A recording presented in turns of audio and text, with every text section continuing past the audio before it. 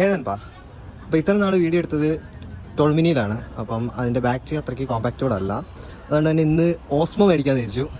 അപ്പോൾ പോയി നോക്കാം. അങ്ങനെ ഞാൻ ഡി ജെയുടെ ഷോറൂമിലെത്തി. അപ്പോൾ ഇതിനെ അകത്ത് കയറിയിട്ട് നോക്കാം കാര്യങ്ങളൊക്കെ എങ്ങനെയാണ്. അപ്പോൾ നോക്കട്ടെ. അങ്ങനെ ഓസ്മോ മേടിക്കാൻ വേണ്ടി ഡി ജെ സ്റ്റോറിൽ വന്നിട്ടുണ്ട്. ഇവിടെ ഡി ജെയുടെ ഹരി കണ്ടു. അപ്പം ഇങ്ങനെ സംഭവം കിട്ടി. ഇതാണ് ഞാൻ മേടിക്കുന്നത് ക്രിയേറ്റർ കൊമ്പാണ്. അപ്പം ബില്ല് ചെയ്തിട്ട് പോയി കാണാം.